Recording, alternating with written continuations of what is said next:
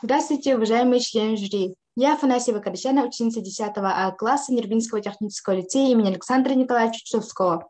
Представляю вам доклад на тему изучения оттисков шейных именных печатей как исторического источника, подтверждающего развитие судосберегательного общества Якутии по материалам Можайгарского музея имени братьев Донских. Мы провели исследование, в ходе которого нами были найдены документы из Можайгарского музея имени братьев Донских, описи и прощения о выдаче суды. Они являются историческими источниками, которые подтверждают присутствие обычного права в экономических отношениях якутов на примере оттиска печати Можайгарского наследия.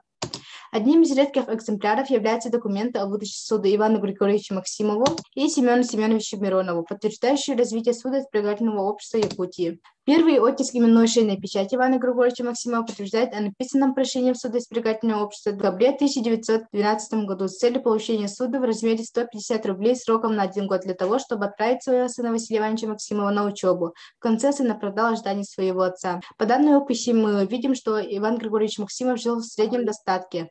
Вторым человеком, который воспользовался услугой судосберегательного общества, стал Семен Семенович Миронов, кандидат в депутаты Мархинского управы, цель получения суда в размере 150 рублей сроком на 1 год для того, чтобы отправить своих внуков Митрофана и Ивана в Вилюйское высшее начальное училище. По материалам Вилюйского полицейского управления подтверждено, что Максимов Иван Григорьевич и Миронов Семен Семенович первыми из Можайгарского наследия воспользовались судой для обучения своих детей. Таким образом, видно, что жители Можайгарского наследия ясно понимали надобность образования для будущего поколения.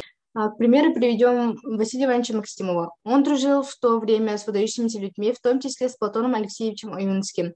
Когда умер Василий Иванович Максимов в 1924 году, Аюнский написал в газете «Ком» свое прощальное письмо «Клятву образцы». Также братья Донские настояли на том, чтобы Можайгарская школа стала носить достойное имя Василия Ивановича Максимова. Изучив историю судосберегательного кооператива, пришли к выводу, что судосберегательное общество Вилюйского управления выделяет суду по состоянию имущества.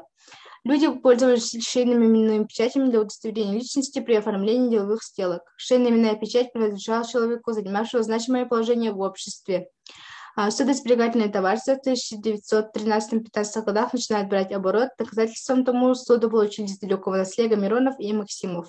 Из этих документов видно, как за вековой срок давности вырос курс рубля на 4000 раза.